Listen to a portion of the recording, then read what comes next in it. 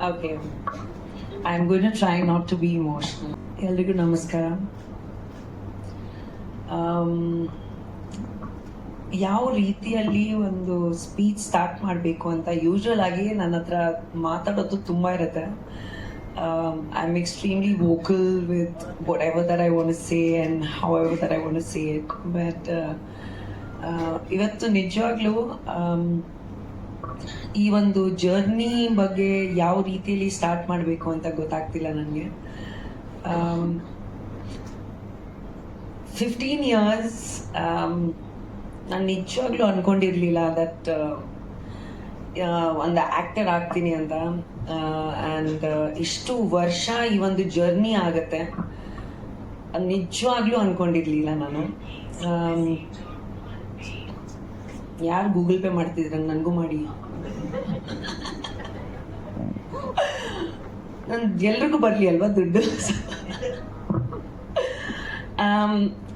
ನಾನು ಆ್ಯಕ್ಚುಲಿ ಚಿಕ್ಕ ವಯಸ್ಸಿಂದ ಒಂದು ತುಂಬ ದೊಡ್ಡ ಸ್ಪೋರ್ಟ್ಸ್ ಪ್ಲೇಯರ್ ಆಗಬೇಕು ಅಂತ ಇದ್ದೆ ನಾನು.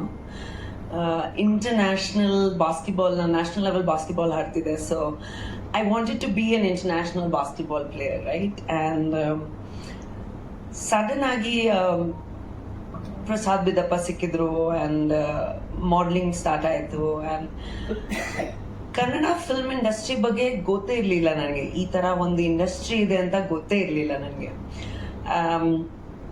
ಬಿಕಾಸ್ ಜನರಲಿ ಇವಾಗ the kind of education and information and knowledge that is there for the film industry ಆವಾಗ ಇರಲಿಲ್ಲ. ಸೊ ನಮ್ಮಪ್ಪ ಇಲ್ಲಿ ಬ್ಯಾಂಗ್ಳೂರಲ್ಲಿ ಲಾಸ್ಟ್ ಪೋಸ್ಟಿಂಗ್ ಇದ್ದಾಗ ಎಲ್ರಿಗೂ ಗೊತ್ತಿರೋ ಹಾಗೆ that my father was in the Indian army, right?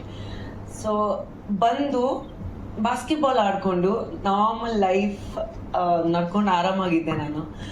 And sudden ಆಗಿ ಮಾಡಲಿಂಗ್ ಬಂತು ಆ್ಯಂಡ್ ಮಾಡಲಿಂಗ್ ಲೈಫ್ ಸ್ಟಾರ್ಟ್ ಆಯಿತು. I dreamed of being miss universe when Sushmita Sen became miss universe. ಒಂದು TR ನೋಡ್ಬಿಟ್ಟು ಆಗಬೇಕು ಅಂತ ಆಸೆ ಇಟ್ಕೊಂಡು ಚಿಕ್ಕ ವಯಸ್ಸಲ್ಲಿ. ಅದಾದ್ಮೇಲೆ it just became like a dream and then sports happened and all.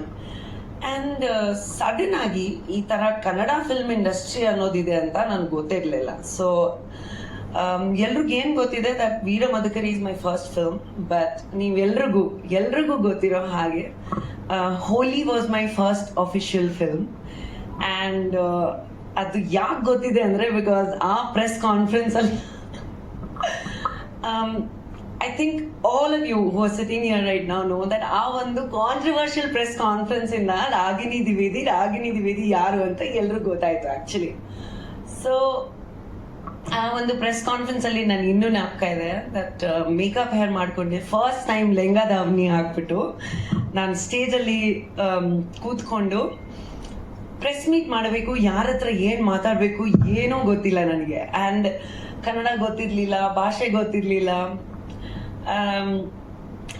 ಒಬ್ರು ಐ ಥಿಂಕ್ 2-3 ಸೀನಿಯರ್ ಜರ್ನಲಿಸ್ಟ್ ಜೊತೆ ಜಗಳ ಮಾಡಿಬಿಟ್ಟು ನಾನು ಸ್ಟೇಜಿಂದ ಎದ್ದು ಹೋಗಿದ್ದೀನಿ, ಮೇಕಪ್ ಹೇರ್ ಮಾಡಬೇಕು ಅಂತ ಹೋಗಿದ್ದೀನಿ ಆ ಥರ. And so it started like that, right? And ಆವಾಗ ಒಂದು ರಿಯಲೈಸೇಷನ್ ಬಂತು ನನಗೆ. ಒಂದು ಇಂಡಸ್ಟ್ರಿ ಆಗಿ, ಒಂದು ಇಂಟ್ರೊಡಕ್ಷನ್ ಆಗಿ ಬರ್ತಾ ಇದ್ದೀನಿ ಇವಾಗ. ಭಾಷೆ ಗೊತ್ತಾಗ್ಬೇಕು ನನಗೆ. ಭಾಷೆ ಗೊತ್ತಿಲ್ಲ ಅಂದರೆ ನನಗೆ ಏನೋ ಮಾಡೋಕ್ಕಾಗಲ್ಲ, ಏನೋ ಮಾತಾಡೋಕ್ಕಾಗಲ್ಲ. ಮದಕರಿ ನಾನು ಸುದೀಪ್ ಅವ್ರನ್ನ ಫಸ್ಟ್ ಟೈಮ್ ಅವ್ರ ಆಫೀಸಲ್ಲಿ ಅವ್ರ ಬರ್ತ್ಡೇ ದಿನ ಮೀಟ್ ಮಾಡಿದ್ದು. ನಾನು ನಮ್ಮಮ್ಮ ಒಂದು ಬುಕ್ಕೆ ತಗೊಂಡೋಗಿದ್ದು. ಆ್ಯಂಡ್ ಮೀಟ್ ಮಾಡಿದ ತಕ್ಷಣನೇ ಐ ಡಿಡ್ಂಟ್ ನೋ ಸುದೀಪ್ ಅವ್ರು ಯಾರು, ಅವರು ಸ್ಟೇಚರ್ ಏನು, ಅವ್ರು ಎಷ್ಟು ದೊಡ್ಡ ಸ್ಟಾರ್ ಅಂತ ಏನೂ ಗೊತ್ತಿರಲಿಲ್ಲ ನನಗೆ. ಫೋಟೋಶೂಟ್ ಮಾಡಿದ್ದೀನಿ. ಒಂದು 3 to 5 days ಆದಮೇಲೆ I was on the sets of ಮದಕರಿಯಲ್ಲಿ ಪ್ರತಿ ಒಂದು ಶಾರ್ಟು, ಪ್ರತಿ ಒಂದು ಸೀನು ನೀವು ಎಷ್ಟು ರಾಗಿಣಿ ದ್ವಿವೇದಿನ, ನೀರಜ ಗೋಸ್ವಾಮಿನ ಇಷ್ಟಪಟ್ಟಿದ್ದೀರಾ, ಅದು is like a female version of Sudeep ಅವರು. ಪ್ರತಿ ಒಂದೊಂದು ಸ್ಟೇಟ್ಮೆಂಟಿಂದ ಹಿಡಿದು, ಲೈನಿಂದ ಹಿಡಿದು ಎಲ್ಲ ಹೇಳ್ಕೊಟ್ಟಿರೋದು ಅವರು. So I owe so much of my career and so much of my stature and the person that I am today to Sudeep. Thank you so much for teaching me what acting is. and what language is. So I really give him so much credit for it.